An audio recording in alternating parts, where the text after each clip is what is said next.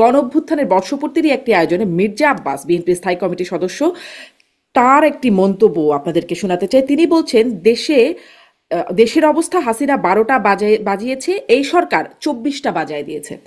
আহ, জনাব আবু আলম শহীদ খান, আপনি কিভাবে মূল্যায়ন করেন? মির্জা আব্বাস যেভাবে বলেছেন সেভাবে হয়তো আমি মনে করি না। দেশের অবস্থার বড় ধরনের উন্নতি হয়নি এটা আমি মনে করি। যে আমাদের যে প্রধান উপদেষ্টা ছিলেন তিনি যখন আসলেন ঢাকা এয়ারপোর্টে 8 তারিখে, 8ই আগস্ট, তারপরে রাতের বেলা দায়িত্ব নিলেন। এয়ারপোর্টে তিনি যা বলেছিলেন এবং পরবর্তীতে 25শে আগস্ট জাতির উদ্দেশ্যের প্রথম ভাষণে তিনি যা যা বলেছিলেন, সেগুলো যদি একটু আলোচনা করি তাহলে আমরা দেখতে পাবো যে উনি যে স্বপ্ন দেখিয়েছিলেন বা আমাদের অভ্যুত্থানের যে স্বপ্ন আকাঙ্ক্ষা ছিল সেই আকাঙ্ক্ষায় আমরা এখনো পৌঁছাতে পারিনি। একেবারে সবকিছু কিছুই হয়নি এমনটা বলবো না, বাট অনেক কিছু করা সম্ভব ছিল, অনেক কিছু করার মতো ওনার ইচ্ছা ছিল, কিন্তু হুম। কোনো একটা কারণে, অজানা কারণে হতে পারে, বা তার সীমাবদ্ধতা, গোটা যে সরকারটা আছে তাদের যে সক্ষমতা কিংবা অক্ষমতা, যাই বলেন না কেন, এই কারণে আমরা যে প্রত্যাশা নিয়ে জাতি এই অভ্যুত্থানে যুক্ত হয়ে গেছিল, জনগণ গিয়েছিল, মানুষ রক্ত দিয়েছিল, সেই ইচ্ছাটা, সেই স্বপ্নটা, সেই আকাঙ্ক্ষাটা পূরণ হয়নি। উনি যেমনটা বলেছিলেন যে একটা বৈষম্যহীন, শোষণ মুক্ত, কল্যাণমুখী, মুক্ত বাতাসের বাংলাদেশ উনি দেখতে চান। উনি বলেছিলেন যে উদার, গণতান্ত্রিক, অসাম্প্রদায়িক বাংলাদেশ দেখতে চান। এগুলো তো আমরা অনেক দিন ধরে দেখতে চাচ্ছি, এগুলো আমাদের স্বপ্ন, 54 বছরের স্বপ্ন, এটা মুক্তিযুদ্ধের স্বপ্ন এইরকমই কাছাকাছি ছিল। মাঝখানে একটা নতুন শব্দ যে মুক্ত বাতাসের বাংলাদেশ। আমরা মুক্ত বাতাসে আছি, এ ব্যাপারে কোনো সন্দেহ নেই। আমরা মুক্ত কণ্ঠে অনেকেই কথা বলছি, আবার অনেকেই নিপীড়নের শিকার হচ্ছেন, এসব চলছে, বাট কথা তো আমরা বলতে পারছি। সেই জন্যই বলতে পারি যে যে আকাঙ্ক্ষা, যে স্বপ্ন নিয়ে সামনে এগোনোর কথা ছিল, সেখানে আমাদের অগ্রগতি খুব কম। আজকে মাহমুদুর রহমান মান্না একটা আলোচনায় ছিলেন। উনি, আমি তো মার্কিং করতে পারি না, মাহমুদুর রহমান মান্নার টিচার ডক্টর ইউনূস, উনি বলেন 100-র কাছাকাছি না পেলেও 30 তো পেয়েছে মনে করি। আমাদের দেশের 30 মানে আমাদের যে সিস্টেম তাতে 30-এ ফেল করে আর কি। তো ওই অর্থে বলা যায় যে এই ডক্টর ইউনূসের যে সরকার 1 বছরে তাদের রেকর্ডে তারা 30% যদি মার্ক ক্যারি করে থাকেন তাহলে এটা ফেইল মার্কস। এখন জি। সামনে একটা জি, মাহমুদুর নির্বাচনের রহমান কথা মান্না আলোচনা 100-তে 30 দিলেন, আপনি কত দেবেন? আমি এরকম মার্কিং করি না, কারণ রাজনীতিতে বা এই যে রাষ্ট্র পরিচালনায় এরকম ভাবে মার্কিং করা যায় না। তবে মোটা দাগে আমি এটাকে বলি যে তাদের অক্ষমতা পরিষ্কার হয়েছে। তিনি যা যা বলেছিলেন সেই তো ধারে কাছে যেতে পারেন নাই। তিনি বলেছিলেন যে একটা পরিবারের মতো কাজ করবেন সবাইকে নিয়ে। আমি ইনক্লুশন দেখি না, বরঞ্চ আমি এক্সক্লুশন দেখছি প্রতিদিন। এক্সক্লুশন করার চেষ্টা হচ্ছে, এটা নিয়ে কাজ করছেন তারা। আমি, তারা যে পুলিশ বাহিনীকে সংগঠিত করা, আইন শৃঙ্খলা বাহিনীকে, আইন শৃঙ্খলা পরিস্থিতি উন্নত করা, দ্রব্যমূল্য, মোটা দাগে মানুষের কল্যাণ, বেকারত্ব দূর করা, কর্মসংস্থান সৃষ্টি করা, ওইসব জায়গায় তাদের তেমন কিছুই কাজ হয়নি। শিক্ষা জি। ক্ষেত্রে তারা কোনো কাজেই হাত দেননি। স্বাস্থ্য ক্ষেত্রে কি করছেন ডক্টর জাহিদ এখানে আছেন, উনি আরো ভালোভাবে বলতে পারবেন। খুব একটা বড় কাজ হয়েছে এরকম না। আমরা এই পুরো সময়টা আমরা সংস্কার, বিচার আর মব নিয়েই ব্যস্ত আছি। জি। সবকিছুর মধ্যে জি, একটা এই মব। সংস্কার বিচার যেগুলো নিয়ে ব্যস্ত আছি সেগুলো আসলে কতটা হলো ডাক্তার জাহিদও নিশ্চয়ই বলবেন। ডাক্তার জাহিদ, আপনার মূল্যায়ন শুনতে চাই। আপনিও কি একটু 100-তে মার্কস দেবেন ডক্টর ইউনূস সরকারকে? মার্কস দেব না, তবে জনাব আবু আলম শহীদ খানের সাথে আমি মোটা দাগে একমত। সরকার যে স্বপ্ন, মানে স্বপ্ন তো আমরা দেখিনি, সরকার স্বপ্ন এসে দেখিয়েছে। ডক্টর ইউনূস আমাদেরকে এগুলো বলেছেন এবং যথেষ্ট অক্ষমতার পরিচয় এবং ব্যর্থতার পরিচয় দিয়েছেন। এবং সবচেয়ে সংকটের জায়গাটা কোনটা, যখন আপনি পারছেন না বলে চারদিকে আওয়াজ উঠছে, আমি যদি দেখতাম যে আপনি চেষ্টা করছেন। ধরুন আমি একটা উদাহরণ দিই, আইন শৃঙ্খলার অবস্থা খুব খারাপ, প্রচুর আলোচনা হয়। তা আমি যদি দেখতাম আপনি স্বরাষ্ট্র উপদেষ্টাকে চেঞ্জ করছেন, আপনার ক্যাবিনেটেরই আর কাউকে দায়িত্ব দিচ্ছেন অথবা বাইরে থেকে কাউকে আনছেন, ওনার একটা সহকারীও আছে, তারপর তো হয়নি। যখন আপনি পরিবর্তনগুলো করবেন তখন আমরা বুঝবো যে আপনি এটাকে স্বীকার করছেন যে আইন শৃঙ্খলার অবস্থা ভালো না, আমাকে কিছু করতে হবে। আমরা ওই চেষ্টাটাও দেখি না। এটা হচ্ছে সবচেয়ে বড় সংকটের জায়গা। এরকম বহু জায়গায় একই রকম ঘটনা, যে ওই একইভাবে চলছে তো চলছেই, চলছে তো চলছেই, সমালোচনা উনি আদৌ গায়ে নিচ্ছেন কিনা, শুনছেন কিনা, সেই প্রশ্ন আসে। তো এসব জায়গায় কাজ হয়নি। কিন্তু আমি একটা জিনিস এই সরকারকে আসলে ক্রেডিট দিই, আমাকে এই ব্যর্থতার পর আমি প্রায় বলি, আমাকে যদি কেউ বলেন যে আমরা রিওয়াইন্ড করে 5th অগাস্টে যেতে পারবো, আলাপ আলোচনা হচ্ছে দেশের দায়িত্ব কে নেবেন, আর আপনি শুনলে অবাক লাগবে, আমি এরপরও বলবো ডক্টর ইউনূস দায়িত্ব নিক। কারণটা বলছি, পোস্ট 5th অগস্ট আমাদের বিরাট একটা ঝুঁকি ছিল। বাংলাদেশে শেখ হাসিনার পতন মানে শেখ হাসিনার পতন শুধু না, ভারতেরও পতন। ভারতের ফরেন পলিসির ডিজাস্টার হয়ে গেছে বাংলাদেশে। এই একটা দেশে সে কম বেশি খানিকটা সাফল্য তার ডোমেস্টিক পলিটিক্সে দেখাচ্ছিল। সেটার পর আমি বাংলাদেশে খুবই বাজে একটা টার্মোয়াইলের সিচুয়েশন হতে পারতো বলে আমি বিশ্বাস করি। ডক্টর ইউনূস থাকার কারণে, উনি গ্লোবালি এত বড় পার্সোনালিটি হওয়ার কারণে, এবং সাথে একটু ভাগ্য ওনার ছিল, তখন আমেরিকাতে ডেমোক্র্যাট এবং বাইডেন সরকার ছিল।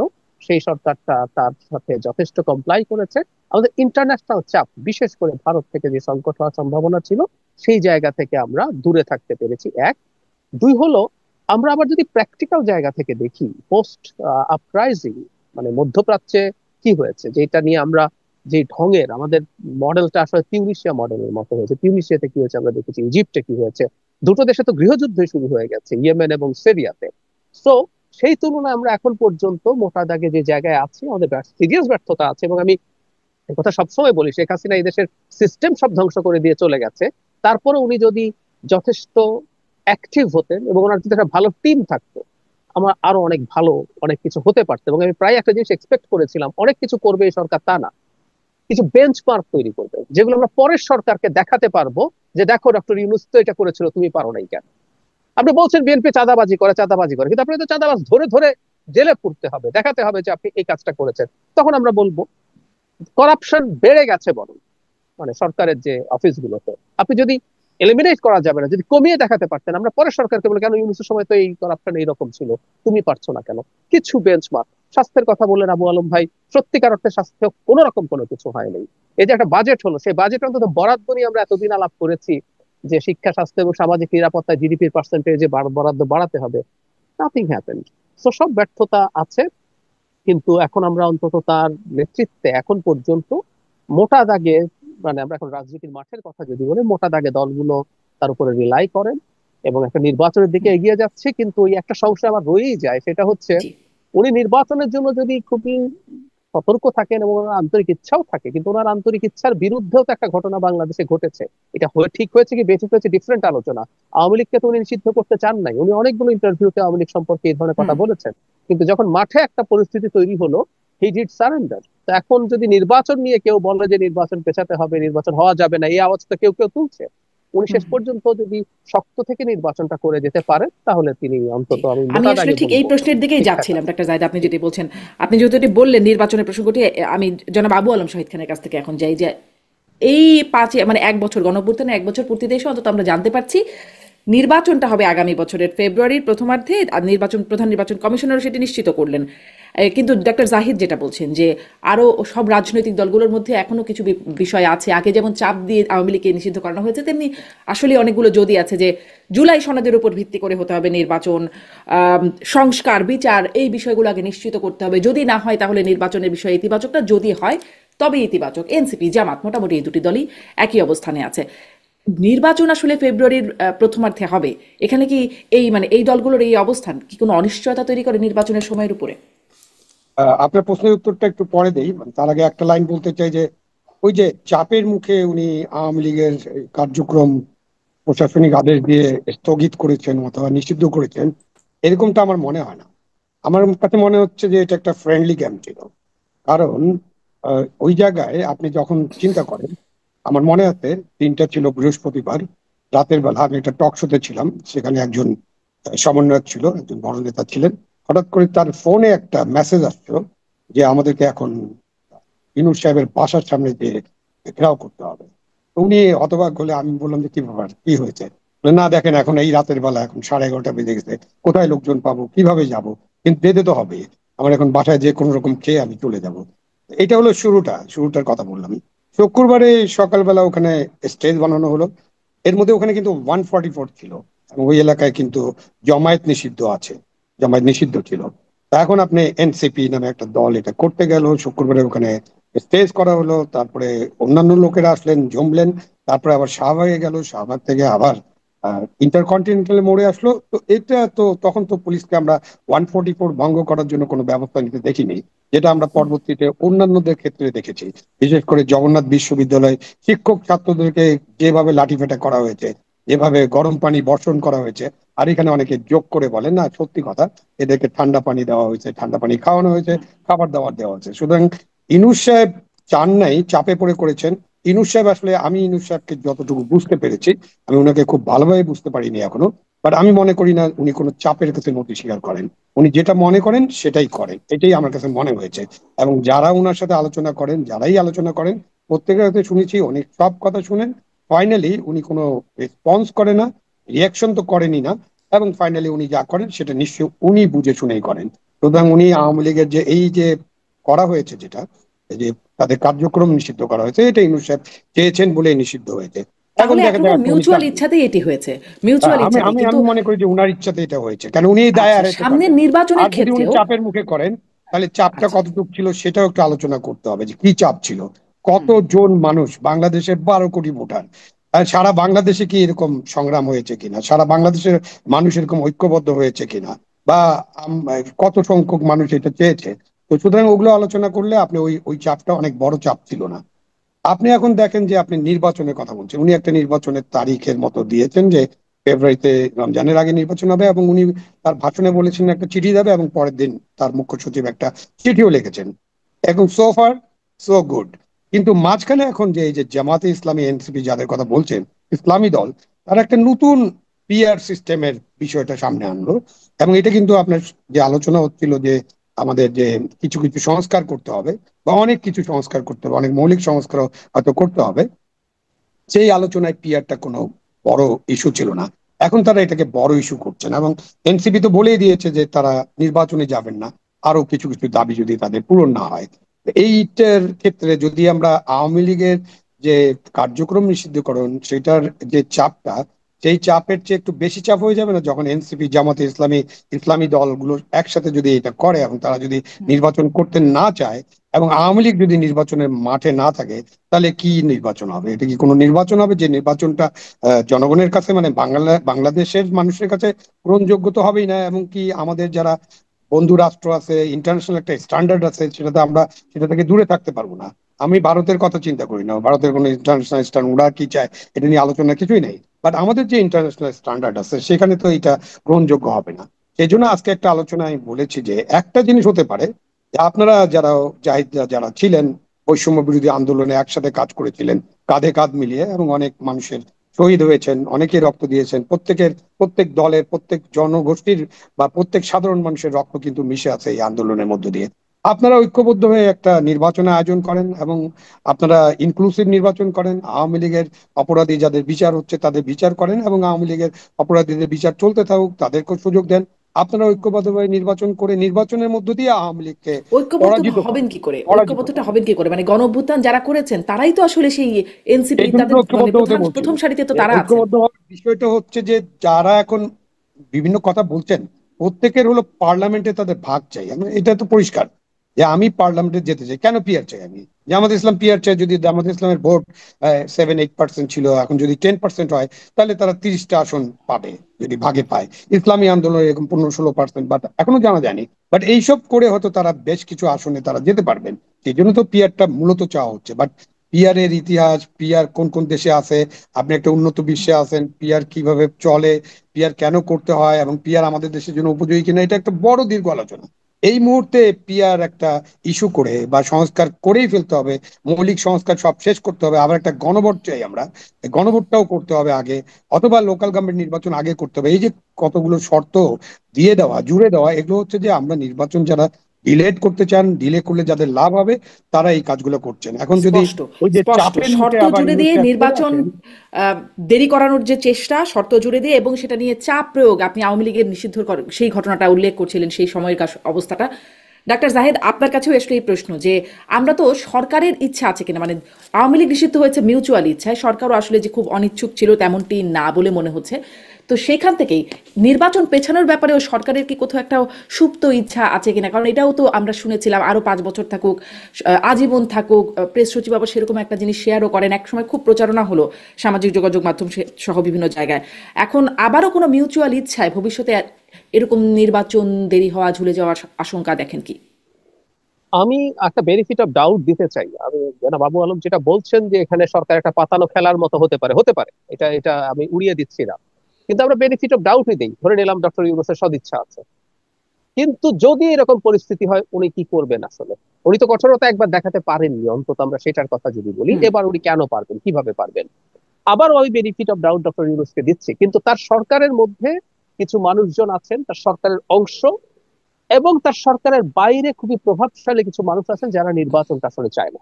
শুধু তাই না, যে দুটো রাজনৈতিক দল নির্বাচন আসলে নানান রকম যদি কিন্তু যোগ করে, খুব জোর গলায় বলবো আমরা তো নির্বাচন চাই কিন্তু বলে তারা কিছু কথা বলবেন, এবং এর মধ্যে শুধুমাত্র সংস্কার বিচার না, আপনি খেয়াল করেছেন একটা উদ্ভট যুক্তি আনা হয়। আমি তাদের সাথে টকশোতে থাকতে আমি জিজ্ঞেস করেছি, আমি আজকে আপনার এখানেও বলি, নির্বাচন কমিশনের অধীনে, এই নির্বাচন কমিশনের অধীনে নির্বাচন করবে না। মানে খেয়াল করুন, আমরা শেখ হাসিনার সময় দীর্ঘ ফাইট করেছি কি নিয়ে? যে বাংলাদেশের নির্বাচন কমিশন কাগজে কলমে নানান ক্ষমতা কনস্টিটিউশনালি যদি থাকেও দিনের শেষে আসলে নির্বাচন যদি সরকার নিউট্রাল না থাকে হয় না। আমরা 91 রৌফ সরকারের যে নির্বাচন, রৌফ কমিশনের যে নির্বাচন, যারা অসাধারণ একটা নির্বাচন করেছে, সেই রৌফ কমিশন শেখ খালেদা জিয়ার অধীনে মাগুরার উপনির্বাচনে করাপশন ঠেকাতে পারে নাই, তো ইঞ্জিনিয়ারিং ঠেকাতে পারে নাই। তো আমরা আলাপ করছিলাম যে নির্বাচন কমিশন ইস্যু না, ইস্যু হচ্ছে আসলে সরকার। আমরা অবাক হয়ে গেলাম যে এই নির্বাচন কমিশনকে প্রধান করে তোলা হচ্ছে। তো এরকম নানান রকম ইস্যু আনা হচ্ছে, নিরাপত্তা, কোথাও একটু ঘটনা ঘটলে সেকেন্ড লাগে না লিখে দিচ্ছেন এই অবস্থায় কিভাবে নির্বাচন হবে। হুম তো অনেকগুলো ঘটনা আছে, কোনো সন্দেহ নাই। কারণ এই দুইটা দল ডিফ্যাক্টো অনেক পাওয়ার তারা এনজয় করছে এখন। যাদেরকে আপনি মানে ফর্মালি দায়িত্বে দেখছেন তারা তো আছেই, যেমন এনসিপির দুইজনকে তো ডক্টর ইফতেখারুজ্জামান এবং টিআইবি সরাসরি এনসিপির মানুষই বলেন যে দুই উপদেষ্টা আছেন, এই মুহূর্তে ছাত্র উপদেষ্টা। তার বাইরে জামায়াতে ইসলামীর মারাত্মক প্রভাব আছে। আমরা আমাদের আশপাশের পরিচিত মানুষদের কাছ থেকে বিভিন্ন বদলি, পদোন্নতি, তারপরে বিভিন্ন জায়গায় পদায়ন, টেন্ডার, বিভিন্ন জায়গায় তাদের বিরাট প্রভাব আছে। এখন খেয়াল করে আমি একটু নর্মালি বলি, আমি একটা সহজ অঙ্ক দেখাই আপনাকে। কেউ কেউ বলেন এটা ফ্যাক্ট, বিএনপিরও প্রভাব আছে এই সরকারের উপরে, তারা বিভিন্ন ক্ষেত্রে প্রভাব রাখতে পারে। আমরা যদি ধরি তিন দলের মধ্যে সমান ভাবে আপনি ভাগ করে দিলেন প্রভাব, তিন দল 1/3 করে, নির্বাচন যখন হবে বিএনপির হাতেই 100 ভাগ চলে যাবে। তো বাকি 33% জামাত, 33% এনসিপি ছিল, ওইটা তো আর থাকছে না। মানে জামাত ইতিহাসে হুম কোনোদিন, ইতিহাসে কোনোদিন দুজন মন্ত্রী তারা একবার পেয়েছিল, কিন্তু পুরো সরকারের উপরে এই পরিমাণ ইনফ্লুয়েন্স, কোথায় কে ভিসি হবে, কোথায় কার পদায়ন হবে, এমনকি পুলিশ সহ আমলাতন্ত্রের উপরে যে প্রভাব তার আছে, একটা সরকারে থাকার মতো প্রভাব, ও এটা হারাতে চাইবে না। তো একই কথা এনসিপির ক্ষেত্রে প্রযোজ্য। তো তারাও এটার সাথে অ্যালাইন্ড হতে পারে, সম্ভাবনা আছে। আর কিছু ব্যক্তি আছে যারা স্বতন্ত্র, দেশে দেশের বাইরে তাদের অসীম ক্ষমতা তারা এনজয় করছেন, তারা চাইলেই সরকারের অনেক পলিসি ডিসিশনকে তারা ইনফ্লুয়েন্স করতে পারেন। তো তাদের কাছে তো দেশ গোল্লায় যাক, কিছু আসে যায় না, হুম তারা তো এই পাওয়ারটা এনজয় করছে না। সরকারেরও কিছু উপদেষ্টার কথা আমরা খানিকটা জানি যে তারা এই ক্ষমতায় থাকাটাকে দারুণ উপভোগ করছেন, তারাও একটা অংশ থাকতে চাইতে পারে। তো এই সম্ভাবনা নেই তা না, আছে। জি তার মানে অনিশ্চয়তাটা কাটলোই না। আপনি বলছিলেন যে অনেকগুলো যদি কিন্তু লাগিয়ে দেওয়া হয়, তবে আমি একটা সেগুলো কথা আমরা শারমিন দেখি। বলে রাখি, আমি পরে আসবো। আমি মনে করি সবকিছুর পরও ফেব্রুয়ারিতে নির্বাচন আসলে হবে, হতে হবে, হতে হবে। কেন আমি পরে বলবো। আচ্ছা, উপায় ফেব্রুয়ারিতে নেই। নির্বাচন হতে হবে। আর আমার মনে হয় একটু করে বলেই দেন, কারণ পরের প্রশ্নটা আমি এটা নিয়েই করব।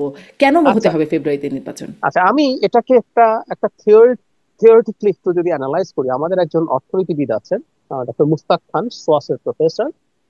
তিনি এই ইস্যুতে না, তিনি একটা ইস্যুতে ওনার পিএইচডি থিসিসের একটা মূল ভিত্তি ছিল যে একটা স্টেটে কোনো সিস্টেম, কোনো আইন, কোনো কিছু কখন কাজ করে। উনি সাউথ কোরিয়া আর পাকিস্তান 60s এ তুলনা করে দেখাচ্ছিলেন কোনো একটা জিনিস আসলে দিনের শেষে যদি কোনো দেশ কার্যকর হবে না যদি ওখানকার পাওয়ার সেন্টার গুলো, পাওয়ারের এলিটরা অ্যাগ্রি না করে।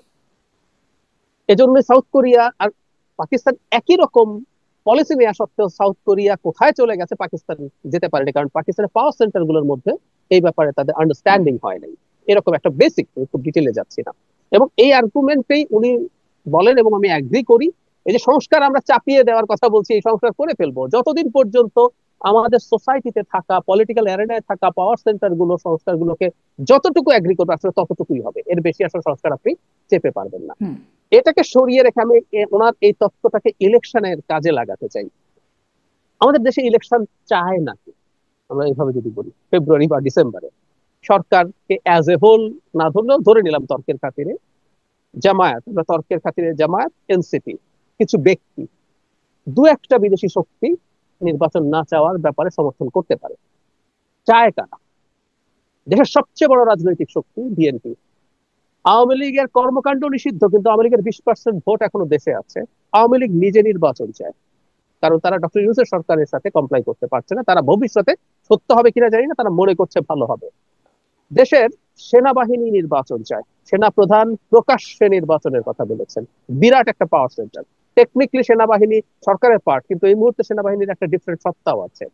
দেশের বিজনেস পিপল, দেশের ব্যবসা বাণিজ্যের অবস্থা কিন্তু প্রচন্ড খারাপ। আমি বিশাল বড় ব্যবসায়ীর সাথে কথা বলে দেখেছি, এবং একেবারে প্রান্তিক ব্যবসায়ীর সাথে কথা বলে দেখেছি, পাড়ায় যিনি মুদি দোকান চালান।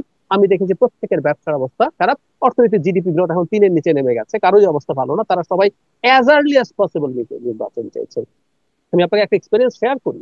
ফেব্রুয়ারি নির্বাচনের ডেট দেওয়া নিয়ে যখন আমি একটু সন্তোষ প্রকাশ করে আমার ব্যক্তিগত চ্যানেলে একটা ভিডিও করেছি, একজন খুব বড় ব্যবসায়ী নেতা আমাকে বলছেন, আপনি ডিসেম্বর কেন বলছেন না? হুম। তো ব্যবসায়ীরা একটা বিরাট পাওয়ার সেন্টার, তারা এটার দিকে চলে গেছে।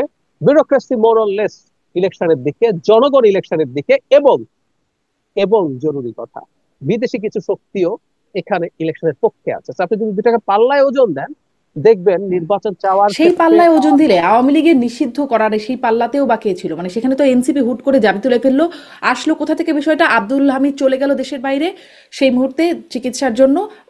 মানে রব উঠলো, তিনি পালিয়ে গেছেন, তাকে পালাতে দেওয়া হচ্ছে। তারপরে শুরু হয়ে গেল হুট করে আওয়ামী লীগ নিষিদ্ধ করে দেওয়া হোক। তার আগে কিন্তু সেই দাবিটা যে মাঠে খুব জোরালো ভাবে ছিল, তবে বিএনপি এটা বলেছে। বিরোধিতা ছিল না, না পারবেন, এটা বিরোধিতা খুব বেশি ছিল না। আমি এটা না, নিচে ইয়ে করতে দেখেছি, এটা বিরোধিতা, এটা কথা মানি আমরা। Logical illogical is a different debate. 1 বছরও যায় নাই, এই দলটা যা করে গেছে, বিরোধিতা হয়নি। আমি ইলেকশনের ক্ষেত্রে বলছি, যারা চাইছে আর যারা চাইছে না, ওজন যদি পাল্লায় দেন, চাওয়ার পক্ষে পাওয়ার ব্যালেন্স মারাত্মক। আর কিন্তু ইলেকশন এখন যদি, সরকার যদি কারো কথা মেনে নেয়, কারো চাপে কাবু হয়ে যায়, অন্য চাপে কাবু হতে না চায়, সরকার তো, সরকার কি সেটা পারবে না? সরকার না, কি? সরকার একটা টাইম বম আছে বলে আমি মনে করি। সেটা হচ্ছে ইকোনমি যেদিকে যাচ্ছে, সরকার যদি ইলেকশন আনসার্টেন হয়ে যায়, যদি জানা যায় যে ইলেকশন হচ্ছে না ফেব্রুয়ারিতে, হুম। এখানে আমি নোজ ডাইভ দেবো। ইকোনমি অলরেডি যথেষ্ট খারাপ, নোজ ডাইভ দেবো, এবং মানুষ রাস্তায় নেমে আসবে। একটা কথা মনে রাখবেন, মানুষ তো এখনই যেভাবে কথা বলছে বিভিন্ন মানে আমরা সংস্কার বিচারের কথা বলবো। আমি আপনাকে একটা এক্সপেরিয়েন্স শেয়ার করি। আমি খুব রেগুলারলি সিএনজিতে করি। আমি সিএনজি ড্রাইভারদের সাথে কথা বলি যে আপনার এখন ক্যাব কেমন পড়ে। আমি নিজে বুঝি একটা মোড়ে কি পরিমাণ সিএনজি দাঁড়িয়ে থাকে, কতটুকু বার্গেইন করা যায়, এগুলো দিয়ে আমি তার অবস্থা বুঝতে পারি। তারা বলছে তাদের অবস্থা ভালো না। যেই মানুষটার আর্নিং কমে গেছে, টিকে থাকতে পারছে না, ও না সংস্কার বিচার টিচার বুঝবে না, ও প্রয়োজনে জি। আবার কেউ সে নেমে যাবে। সুতরাং সরকার, ইকোনমি যদি খুব খারাপের দিকে যায়, সরকার আসলে টিকতে পারবে বলে আমার মনে হয়। এই জন্য উচিত হবে, হ্যাঁ আমি মানি কিছু কেওস হবে, কিন্তু শেষ পর্যন্ত নির্বাচন হওয়া ছাড়া কোনো অপশন দেখি না আমি। জি, আপনিও কি তাই মনে করেন জনাব আবু আলম শহীদ খান? নির্বাচন ছাড়া কোনো অপশন নাই, মানে এটাই কি শেষ পর্যন্ত, মানে ফাইনাল একটা জায়গায় অনিশ্চয়তা তাহলে নাই? অনিশ্চয়তা আছে, অনিশ্চয়তা নাই এটা বলবো না। যে অনিশ্চয়তা, যে ওই যে চায়ের পেয়ালা থেকে ঠোঁটের দূরত্ব অনেক সময় যোজন যোজন দূরত্ব হতে পারে, এবং অনিশ্চয়তা আছে। কিন্তু একটা নির্বাচন হতে হবে। নির্বাচন এই জন্য হতে হবে যে আপনি যে ফ্যাসিবাদ বিরোধী আন্দোলন বা যে গণঅভ্যুত্থান হলো, এটা তো ফ্যাসিবাদের বিরুদ্ধে। এর উল্টা পৃষ্ঠায় তো মানে ফ্যাসিবাদকে যদি আপনি বাতিল করেন, তাহলে আপনি কি করবেন? তা আপনি একটা গণতান্ত্রিক ব্যবস্থায় ফেরত যাবেন। তার মাঝখানে আপনি এখন সংস্কার নিয়ে আলোচনা করতেন। খুবই ভালো আলোচনা, সংস্কার নিয়ে আলোচনা হওয়া উচিত। এবং সংস্কার নিয়ে যে আলোচনা রাজনৈতিক দলগুলোর মধ্যে হয়েছে, এটা বাংলাদেশের 54-55 বছরের ইতিহাসে কখনোই এত ঘন্টার পর ঘন্টা তারা আলোচনা করেন নাই। এটা একটা অনেক উন্নত আলোচনা হয়েছে, সেখানে অনেক মত দ্বৈততা আছে, মতবিরোধ থাকতে পারে। এটা একটা গণতান্ত্রিক প্রসেস, এবং অনেক আলোচনা হয়েছে, অনেক কিছু জনগণও জানতে পেরেছে, এবং অনেক কিছু রাজনৈতিক দলগুলো শিখতে পেরেছে। যেটা জাহিদ বললেন খুব ইম্পর্টেন্ট, যে এই যে ক্ষমতা এনজয় করছে কিছু কিছু মানুষ, জামাত, এনসিপি, আরো কিছু মানুষ যারা উপদেষ্টা পরিষদে আছেন, যাদেরকে আপনি একটা ইউনিয়ন পরিষদের নির্বাচন, তাদের নির্বাচন করার দরকার নেই, তারা কনসালটেন্ট টাইপের মানুষ। তো তাদেরকে যদি একটা ইউনিয়ন পরিষদের নির্বাচন করতে বলেন, তারা কিন্তু সেটাও করতে যাবে না, এবং সেখানেও তারা জিততে পারবে বলে মনে হয় না। তো এই যে মানুষগুলো আছে, এবং এই যে প্রোটোকল, এই সুযোগ সুবিধা, এত তাদের মানে তাদের কাছে মানুষ যে যাচ্ছে, তাদেরকে এত গুরুত্ব দিচ্ছে, এই যে একটা মানে মোহ, যে চেয়ারের মোহ, এই চেয়ারের মোহটাই তো বাংলাদেশের সবচেয়ে বড় সমস্যা। এটা দলীয় সরকারের সমস্যা একটাই। আপনার স্বৈরাচারী সরকার, সামরিক সরকার ওই যে আসে, বলে যে আমি তো আসলাম, আপনারা পারলেন না দেখে আমি আসলাম, আমি খুব শীঘ্রই একটা নির্বাচন দিয়ে চলে যাব। তারপরে কিন্তু ওই যে আইয়ুব খান ছিল প্রায় 10 বছর, ডিকেড অফ জি। ডেভেলপমেন্ট করতে হয়েছে। জিয়াউর রহমান সাহেব প্রায় 5 বছর 7 বছর ছিলেন। তারপরে এরশাদ সাহেব এসে 8 বছর ছিলেন। মানে কেউ যেতে চায় না। ক্ষমতা থেকে যেতে, এবং দলীয় সরকারগুলো তো যেতেই চায় না, সেটা আমরা দেখলাম। তারা যেন তেন প্রকারণে নির্বাচন সমস্ত ব্যবস্থা নষ্ট করে আমাকে ক্ষমতায় থাকতে হবে। সুতরাং এই যে অন্তর্বর্তীকালীন সরকারে যারা আছেন, তাদের যে ধরনের কমিটমেন্ট থাকার দরকার ছিল, বা তাদের যে ধরনের মোটিভেশন বা কমিটমেন্ট, একদম সোজাসুজি হুম। যে আমরা এসেছি, আমরা একটা একটা ক্রিটিক্যাল সময়ে দায়িত্ব গ্রহণ করেছি, যেটাকে আমরা ওই যে বাংলায় বলি না, রাজনৈতিক সংকটের মুখে দায়িত্ব গ্রহণ করেছি। এখন এই সংকট মোকাবিলার জন্য আমরা এই কাজটা করতে চাই। প্রথম থেকে কিন্তু তারা এটাতে গুরুত্ব না দিয়ে অন্য কিছুতে তারা গুরুত্ব দিতে গিয়েছেন। প্রথম দিকে মানে আমরা মনে করেছি, আমিও ব্যক্তিগতভাবে মনে করতাম যে একটা অন্তর্বর্তীকালীন সরকার 2 থেকে 3 বছর তার মেয়াদ হওয়া উচিত, কারণ তাকে কিছু কিছু বড় সংস্কারে হাত দিতে হবে এবং রাজনৈতিক দলগুলোকে সহায়তা করতে হবে। কিন্তু ওই যে আপনি যে সময়টা নিয়ে চিন্তা করতেন, এই সময়টা খুব গুরুত্বপূর্ণ। সেই সময়ের মধ্যে যদি আপনি দেশের অর্থনৈতিক অবস্থার কোনো উন্নতি করতে না পারেন, আপনি দেশের আইন শৃঙ্খলা ব্যবস্থা যেগুলো নিয়মিত কাজ, সেগুলোর যদি কোনো উন্নতি করতে না পারেন, আপনি যদি বেকার সমস্যার সমাধানটা করতে না পারেন, আরো লক্ষ লক্ষ মানুষ বেকার হবে। এখন অলরেডি 40 লক্ষের কাছাকাছি মানুষ নতুন করে বেকার হয়েছে। দারিদ্র সীমার নিচে চলে গেছে আরো 1 কোটির বেশি মানুষ। আগেই 5 কোটি মানুষ ছিল, এখন 6 কোটি মানুষ। যাই যেটা বললেন যে একজন মুটে মজুর চাষি বা একজন শ্রমিক, একজন প্রাইভেট ট্যাক্সি আলা, তো তার তো একটু বেশি ইনকাম। একটা ক্ষুদ্র ব্যবসায়ী, তার একটু বেশি ইনকাম, কিন্তু সেখানেও কিন্তু হানা পড়ে গেছে। সেখানেও বাংলাদেশের যে আর্থিক সংকটটা, সেই সংকটে কিন্তু মধ্যবিত্ত, নিম্নবিত্ত এবং দরিদ্র মানুষরা এখন একেবারে খুব নাভিশ্বাসের অবস্থা। তো সেটা যদি কন্টিনিউ করতে থাকে, তাহলে কিন্তু নির্বাচন না দিলে পরে যেটা হবে যে জি। সরকারের প্রতি জনগণের আস্থা থাকবে না, এবং এই সরকারকে বিদায় নিতে হবে একটা গণবিক্ষোভের মুখে। তো সেই রিস্কটা কেন ডক্টর ইউনূস সাহেব নেবেন? ডক্টর ইউনূস সাহেব ব্যক্তিগতভাবে এটা নেওয়ার কথা না। তার ক্যাবিনেটের, তার উপদেষ্টা পরিষদের কেউ কেউ চাইতে পারেন, যারা ভবিষ্যতে যাদের নামও মানুষ মনে রাখবে না। হুম। আমি আমি জানি যে এখানে যে 21 জন 22 জন জি। 23 জন আছেন, তাদের অনেকের নাম কারো মনে থাকবে না। জি, কিন্তু সেই রিস্কটা আসলে কেউই কেন নিতে চাইবেন? ডক্টর ইউনূস তো শুধু না, কিন্তু সবাই আসলে দেখি দিন শেষে নিতে চান। সেই রিস্ক নিয়ে হলেও ক্ষমতায় থাকতে চান। অতীত অভিজ্ঞতাগুলোর কথা আপনি যেরকম বলছিলেন, সেগুলো যদি একটু যাচাই করি, তাহলে সেরকমটাই মনে হয়। আসিফ মাহমুদ তিনি বলেছিলেন 8ই আগস্টের মধ্যে হবে জুলাই সনদ। অবশ্যই এরকম জুলাই ঘোষণাপত্র নিয়েও আগে বহুত সময় আসছে, সেই সময়টার মধ্যে পারে নাই, পরে হয়েছে অন্তত। এখন আহ, এই নতুন আবার যদি যখন যুক্ত হলো জুলাই সনদ, সেটির ভবিষ্যৎ আপনি কি দেখেন? কবে হবে যে জুলাই জুলাই সনদ? ঐক্যমত কমিশনে তো ঐক্যমত ঠিক আহ, অনেক ক্ষেত্রেই হচ্ছে না, আবার মৌলিক ঐক্যমত না হলে সেটাও আবার মানবে না, এটাও বলে দিচ্ছে। তাহলে জুলাই সনদটা আসলে ভবিষ্যৎ কি দেখেন? জুলাই সনদ নিয়ে অলরেডি একটা সমস্যা আমি আইডেন্টিফাই করেছি, এটা নিয়ে আমি কথা বলেছি, লিখেছি। সেটা হলো ঐক্যমত্য কমিশনের কথা ছিল ফ্যাসিলিটেটর হওয়া, তারা সবার সাথে বসবেন এবং যতগুলো জিনিসে একমত হবেন সেটা নিয়ে একটা সনদ হবে, সবাই সাইন করবে। কিন্তু তারা এমন কিছু জিনিস অন্তর্ভুক্ত করছেন যেটা সবচেয়ে বড় political stakeholder BNP agree করেনি, এবং তারা নোট অফ ডিসেন্ট দিচ্ছে। মানে নোট অফ ডিসেন্ট দিয়ে একটা জুলাই সনদ নেওয়ার কোনো অর্থ আমি দেখি না। এবং অন্য যারা আছে তাদেরকেও এটার ব্যাপারে ডক্টর ইউনূসের বা সরকারের দিক থেকে কনভিন্স করা জরুরি ছিল, কারণ ডক্টর ইউনূস নিজে একটা ইন্টারভিউতে বলেছিলেন যেটা মাহফুজ আনামের সাথে, যে আমরা ফ্যাসিলিটেটর, আমরা কোনো শাসক নই। সেটাই হওয়া উচিত ছিল। দ্বিতীয়ত শারমিন, আমি একটা জিনিস মনে করি, এই যে জুলাই সনদ, বিচার বা আরো যা যা নিয়ে ইলেকশনের যে একটা আনসার্টেনিটি দেখা যাচ্ছে, এটা আসলে খুব মেজর ইস্যু বলে আমি মনে করি। পলিটিশিয়ান এবং পলিটিক্যাল পার্টির সব কথাকে একদম আক্ষরিক অর্থে না নেওয়াই ভালো হবে। আমি মনে করি যে বিএনপি যেহেতু ক্ষমতায় যাওয়ার জন্য অপেক্ষা করছে, তারা রাজনীতি করে, তারা ক্ষমতায় যেতে চায়, তো একটা আনসার্টেনিটির অবস্থা তৈরি করে তাদের কেউ কেউ আসলে বিএনপির সাথে বার্গেইন করতে চায় বলে আমি ধারণা করি। যখন এগুলো হবে, তারা বিএনপির সাথে কোনো ধরনের বার্গেইনে যেতে চায়, বিএনপি তাদেরকে ডাকবে, কথা বলবে, তাদের কিছু চাওয়া না পাওয়া আছে সেগুলো নিয়ে করবে। সুতরাং আমি এই সবগুলোকে আসলে খুব শক্তভাবে, যে তারা এগুলো শক্ত হয়ে স্টেবল হয়ে বসে থাকবে তা দেখছি না। তারা এটা তাদের একটা হলো রাজনীতির স্বার্থে, যখন সংস্কার শব্দটার সাথে তো আমাদের educated conscious middle class, urban middle ক্লাসের এক ধরনের সংযোগ আছে। তো সংস্কার বললে তাদের সাথে কানেক্টেড হওয়া যায়, একই সাথে ওই যে বললাম চাপ তৈরি করা যায়, এইভাবেও দেখতে পারি। সুতরাং এটাকে খুব আমি অত বড় করে দেখি না। জি, জি। এবং এই একটু জুলাই ঘোষণাপত্র যেটি অন্তত হয়ে গেল, জুলাই সনদের অনেক আনসার্টেনিটির জায়গা আছে, কিন্তু ঘোষণাপত্র হয়ে গেল 5 তারিখে, এটি একটু শুনতে চাই যে সেটির যে প্রতিক্রিয়া, সেটি নিয়ে একটু মূল্যায়ন, একটা ছোট্ট মূল্যায়ন আপনি দেবেন, কারণ এটি নিয়ে ইতিমধ্যে আপনারা কথা বলেছেন বিভিন্ন জায়গায়, আমি শুনেওছি সেই বিষয়ে। তারপরেও একটু শুনবো। এবং এই প্রশ্নটা করতে চাই যে আহ, ঘোষণাপত্রের পরে যেটি দেখলাম, জামাত বলল তারা হতাশ, এনসিপি অখুশি, বৈষম্য বিরোধী ছাত্র আন্দোলন একটা প্রেস বিজ্ঞপ্তি দিয়ে জানালো যে মানে গণ অভ্যুত্থানপন্থী জনতার আকাঙ্ক্ষা পুরোপুরি উপেক্ষিত হয়েছে, ইতিহাস বিকৃতির অভিযোগ উঠেছে। বিশ্লেষকরা বলছেন এক পেশে তারাও ইতিহাস বিকৃতি নানার কথা বলছেন।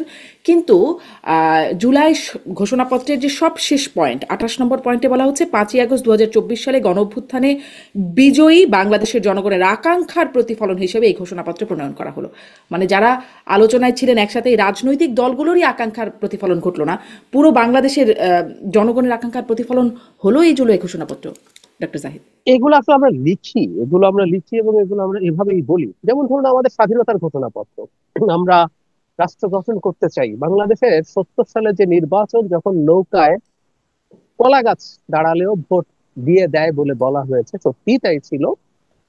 সেখানে স্বাধীন বাংলাদেশ চাওয়া হয়নি, 6 দফার ভিত্তিতে আমরা একটা স্বায়ত্তশাসন চেয়েছিলাম। তাতেও 26% মানুষ পূর্ব পাকিস্তানের নৌকায় ভোট দেয়নি, 26%।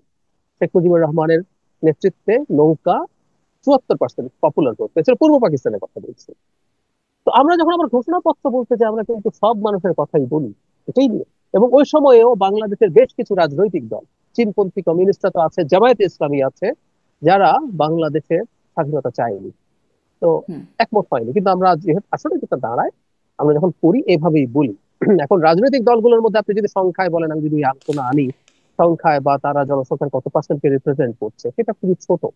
এখন ডিবেটের ব্যাপারে বলছি, আসলে যেটা হয়, এই ডিবেটটা হওয়ারই কথা ছিল। এবং আমি এই কারণেই মনে করি ঘোষণাপত্রটা এত ডিটেইল করাই হয়তো ভুল হয়েছে। সরকার ভেবেছে যত ডিটেইল করব সবার সবকিছু ঢোকাবো, কিন্তু দিনের শেষে সবার সবকিছু ঢুকবে না। তো কার কাছে কোনটার গুরুত্ব কতটুকু, কেউ একজন ধরুন 18 সালে কোটা মুভমেন্টে ছিল, সে ওইটা থাকার কারণে তার আবেগ আছে, তিনি চাইবেন এই কোটা মুভমেন্ট ওখানে থাকুক, নিরাপদ সড়ক থাকুক, শাপলা থাকুক, বিডিআর হত্যাকাণ্ড থাকুক।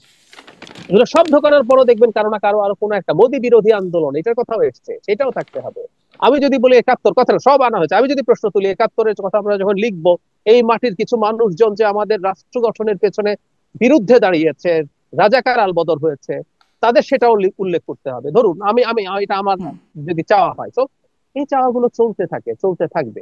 এগেইন আমি বলি, এটা হচ্ছে এনারা রাজনীতি করার চেষ্টা করছেন, এবং বিশেষ করে এনসিপি এবং জামাতের ইদানিং এটাকে এভাবেও পড়া উচিত, তারা সরকারের বেশ সমালোচনা করতে চাইছেন, বিশেষ করে এনসিপি। কারণ এনসিপির বিরুদ্ধে অভিযোগ যে তারা কিংস পার্টি, এমনকি টিআইবির মতো প্রতিষ্ঠান, ডক্টর ইফতেখারুজ্জামানের মতো খুবই রেসপেক্টেড একজন মানুষ এই ধরনের অভিযোগ সরাসরি করেছেন। যখন করছেন, তারা এখন সরকারের বিরুদ্ধে বেশ উচ্চকিত আমরা মাঝে মাঝেই দেখি, মাঝে মাঝে দেখবো। এটা আসলে ওই তকমাটা গা থেকে একটু সরানোর জন্য এরকমও হতে পারে। আচ্ছা, এটা একটা কারণ, এটা একটা ইন্টারেস্টিং পয়েন্ট। আমি জনাব আবু আলম শহীদ খান, আপনার কাছ থেকেও একটু জুলাই ঘোষণাপত্রে আসলে জন আকাঙ্ক্ষার প্রতিফলন কতটা দেখলেন? আমি দেখছিলাম বিশ্লেষকরা এখানে কি বলছেন। আমি দেখছিলাম যে মহিউদ্দিন আহমেদ, লেখক গবেষক, তিনি বলছেন যত দোষ নন্দঘোষ এর মতো আওয়ামী লীগকে এখানে মানে নন্দঘোষের মতো দোষ দেওয়া হয়েছে। ডেভিড বার্গম্যান বেশ বড় একটা লেখা লিখেছেন ফেসবুকে, তিনি বলছেন যে এটি দীর্ঘদিন আওয়ামী লীগ বিরোধী ও সমালোচকদের লেখা রাজনৈতিক বক্তব্য বলে মনে হচ্ছে। এবং সাথে তিনি বলছেন 71 সালের যুদ্ধ নিয়ে আওয়ামী লীগ যে রাজনৈতিক পক্ষপাতমূলক ইতিহাস ব্যবহার করেছিল, তার চেয়ে বেশি রাজনৈতিক পক্ষপাতমূলক আরেকটি বর্ণনাকে প্রতিষ্ঠা করেছে। এই বক্তব্যগুলোকে আপনি কিভাবে দেখেন? হ্যাঁ, এই বক্তব্যগুলো তো মোটামুটি ঠিক আছে। কেন যে সনদটা তৈরি হয়েছে সেই সনদ তো অপূর্ণ এবং অনেকটা হপ স্টেপ জাম্পের মতো, মানে কোনো জায়গায় একটু টাচ করলাম, তারপর লাফ দিয়ে আরেক জায়গায় চলে গেলাম, এরকম আছে। আপনি ধরেন যে এই পুরা সনদে তো আমাদের কোনো জাতীয় নেতার নাম আসেনি, ডক্টর ইউনূস ছিল না। তার মানে আপনি সনদটা যখন পড়বেন, 15ই আগস্ট আসেনি, শেখ হাসিনার না নাম এটা আসছে কয়েকবার। জাতীয় নেতা আছে নাই, হপ স্টেপ জাম্প বললাম, 15ই আগস্ট আসা উচিত ছিল, আসেনি। মানে ইতিহাসটাও আপনি ঠিক মতো লিখলেন না। আমার কাছে মনে হয়, আমার এক লাইন যদি বলি, আমি সবার লেখা টেখা অনেক লেখাই হয়েছে, সমালোচনা আছে, সেগুলো তো একদম কারেক্টলি আইডেন্টিফাই করছে। ডেভিড বার্গম্যান যেটা লিখেছেন সেটা কমপ্লিট লেখার মতো, মানে একেবারে পুরোটার ব্যবচ্ছেদ ওনার লেখার মধ্যে আছে। আমি এক লাইনে যেটা মনে করি, ডক্টর ইউনূসের এর বেশি কিছু করার ছিল না, উনি কোনো পক্ষকেই সন্তুষ্ট করতে পারছিলেন না। এখন তো এটার একটা বিপ্লবী সরকার করতে হবে, বিপ্লবের ঘোষণা দিতে হবে। ওই যে আমাদের যে স্বাধীনতার ঘোষণা, 70 সালের নির্বাচনে আমাদের স্বাধীনতা নিয়ে কিন্তু আমরা নির্বাচন করি নাই, এটা ঠিক।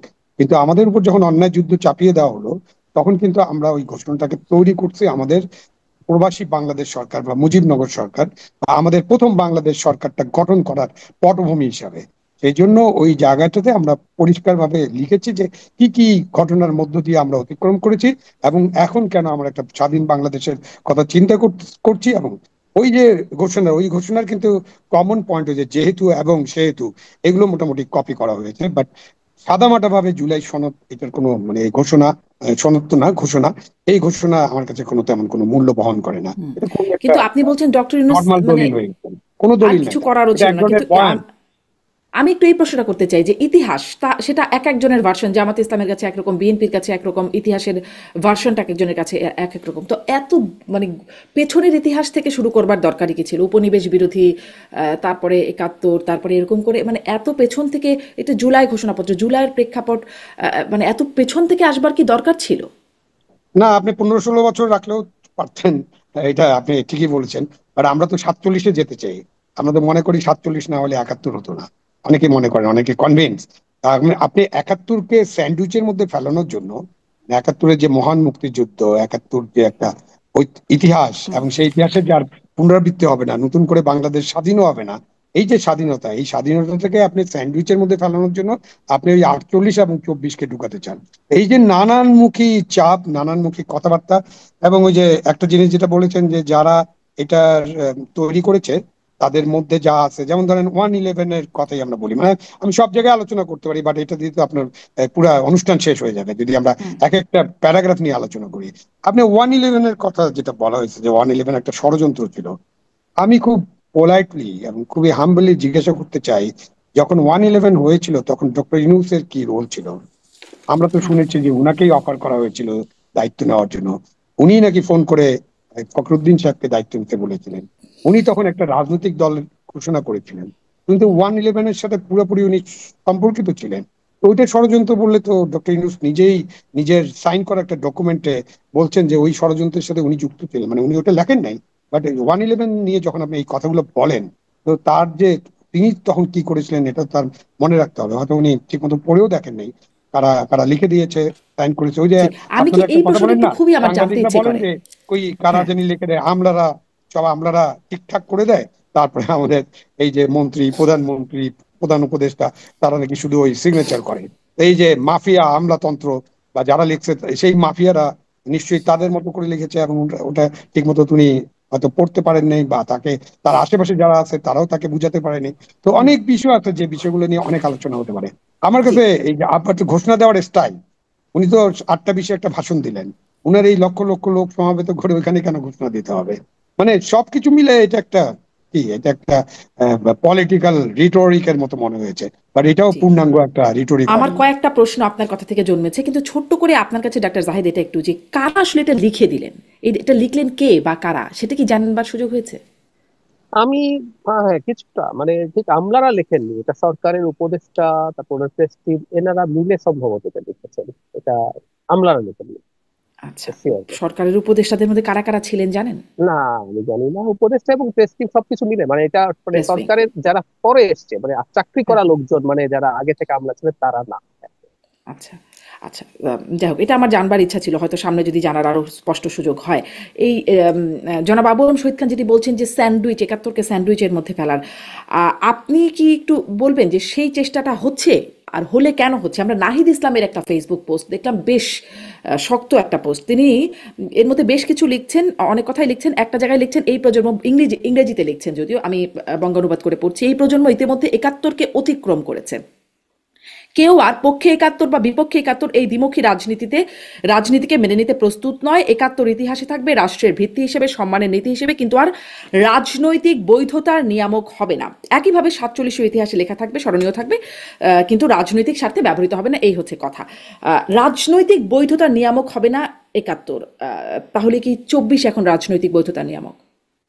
আমি তো গত তারা তো, বছর হ্যাঁ জাহিদ বলেন। হ্যাঁ, বলবেন কিছু বলে নেন, না, আমি আপনি পরে বলেন, বলছি। আপনাকে প্রশ্ন। আমি গত বছর ডিসেম্বরে, 16ই ডিসেম্বর একটা কলাম লিখেছি প্রথম আলোতে, এই চেষ্টা নিয়ে 24 দিয়ে ৭১-কে ঢেকে দেয়া। এটা ফ্যাক্ট, 24-এ জামায়াতে ইসলামী ছাত্র শিবির তারা ইনভলভ ছিল, বিএনপি বা সব দলই ছিল, তারাও ছিল। এটা হওয়ার সাথে সাথেই তারা একটা চেষ্টা শুরু করেছে 24-দিয়ে ৭১-কে মুছে দেওয়ার।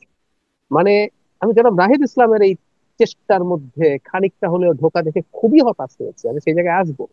মানে আমরা ৭১ কেন ইস্যু হবে বা হবে না, আমাদের ৭১-এ কি রেজলিউশন হয়েছে?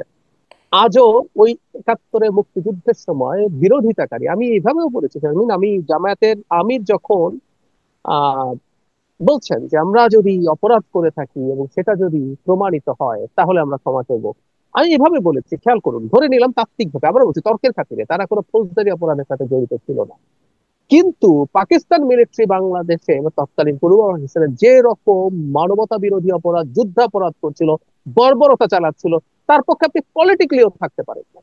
এটাই গর্হিত অপরাধ, বিভৎস অপরাধ, কিন্তু এগুলোর কোনো রেজলিউশন হয়নি এবং তারা এখন রাজনীতিতে আছে। তাহলে একাত্তর ইস্যু হবে না কেন?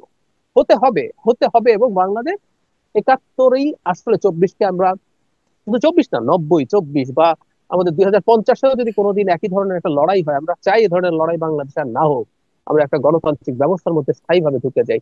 সেটা আসলে একাত্তরের কন্টিনিউয়েশন। আমরা সেই বিখ্যাত আমাদের সাম্য, মানবিক মর্যাদা, সামাজিক ন্যায় বিচারের যে কথা বলেছিলাম, যেখানে যেখানে এটা লঙ্ঘিত হবে, আমরা আমাদের স্বাধীনতার সংগ্রাম ছিল, এটা মুক্তির সংগ্রামও ছিল, 7ই মার্চে শেখ মুজিবুর রহমান যেভাবে বলছেন, তাহলে মুক্তিও তো আসেনি। তো যখনই এটা আসতে থাকবে, মানে যেখানেই ঘাটতি হবে, ওটা ওখানেই থাকবে।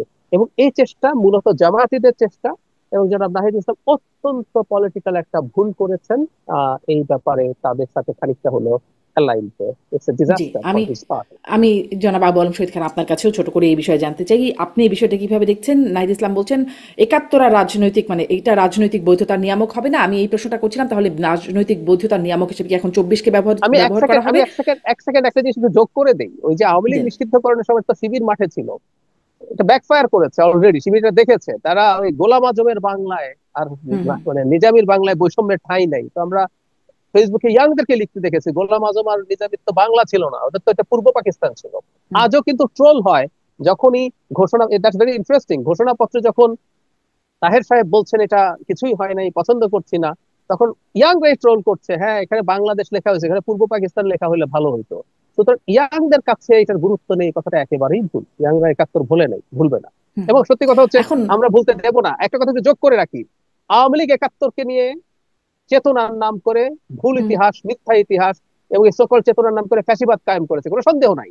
কিন্তু আমাদের একটা একাত্তর হয়েছে, যেটা আমাদের এই রাষ্ট্রের পুরো জন্ম এবং তার উপরে ভিত্তি করে আমাদের অস্তিত্ব, ওটাকে আমরা এভাবে 24 দিয়ে বা অন্য কিছু দিয়ে ঢেকে দেওয়া মানে হবে, এটা আমরা 24কে হতে কেন্দ্র করে আবার নতুন কোনো ফ্যাসিবাদ কায়েম না হোক, সেটাও হতে নিশ্চয়ই একটা প্রচেষ্টার জি। জায়গা। জি, আবু আলম শহীদ খান, আপনার কাছ থেকেও সেই রাজনৈতিক বৈধতার নিয়ামক কি এখন, মানে তরুণদের কথা বলা হচ্ছে, তরুণ নাহিদ ইসলামরাও তরুণদের দল হিসেবে দাবি করেন, তো মানে 24ই এখন রাজনৈতিক নিয়ামতার বৈধতার নিয়ামক হবে কিনা এক। নাহিদ ইসলাম আরও লিখছেন এখন রাজনীতি হবে 24-এর মূল্যবোধের ভিত্তি করে। আমার প্রশ্নটা যেটা করছিলাম, এখানে একটা উত্তরও অনেকটা ওরকম আছে। এবং তিনি লিখছেন যারা 71-এ ফিরতে চায় তারা 24-এর নতুন রাজনৈতিক বাস্তবতাকে অস্বীকার করছে। 24-এর অভ্যুত্থান বহু রাজনৈতিক শক্তির জন্য প্রায়শ্চিত্তের সুযোগ এনে দিয়েছে তাদের অংশগ্রহণের মাধ্যমে। আম, কাদের প্রায়শ্চিত্ত হলো বলে মনে হচ্ছে?